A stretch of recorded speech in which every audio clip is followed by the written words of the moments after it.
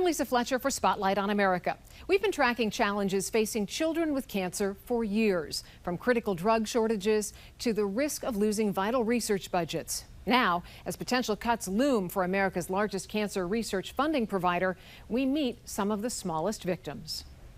Leif and Mallory Carlson were growing their young family, bonding two beautiful twin baby girls with their toddler brother, when the unthinkable upended their life. It started as a fever for little Josie. It seemed like everything was still within the realm of a normal baby that might be getting sick. But quickly led to a soul-crushing diagnosis. Josie had a rare, aggressive form of cancer, prompting doctors to immediately test her twin sister, Lucy. It was like 2 a.m. and they told us that they both had leukemia. We've been told that the odds of this happening to not just one baby, but both of our babies was less than 1 in 10 million. Since that shock, life has been a blur. Josie and Lucy now live at Seattle Children's, with precious moments meant for quiet homes playing out on the floor of a hospital room, as Mallory and Leif endure suffering that no parent should. The way we have to treat it is a 2-year treatment plan with incredibly toxic medicines. Our daughter Josie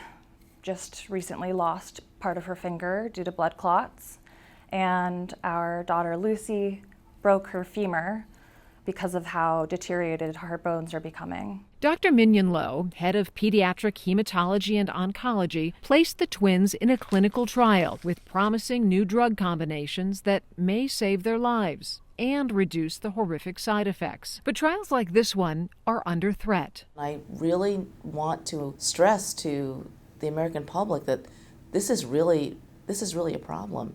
This is really happening.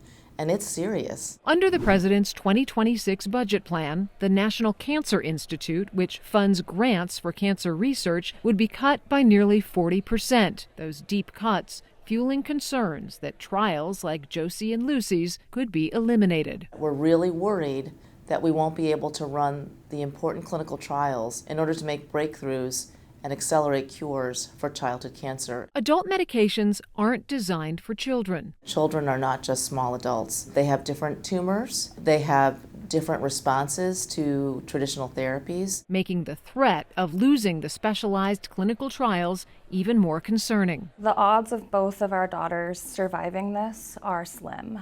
But the truth is, no matter what the outcome is for our daughters, this clinical trial will push the bar in cancer research for other children and families to come. Because the more research we do now, the easier it'll be to implement later down the road and help other children just like Lucy and Josie. I do not want this to all be for nothing. I know that my daughters would want their lives to mean something. All we're asking for as a family going through the unimaginable is to just have the funding we need from our government.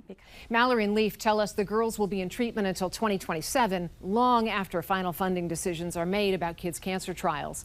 Ultimately, Congress will decide whether the president's budget proposal sticks. We'll keep watching this closely, and we'll let you know. For Spotlight on America, I'm Lisa Fletcher.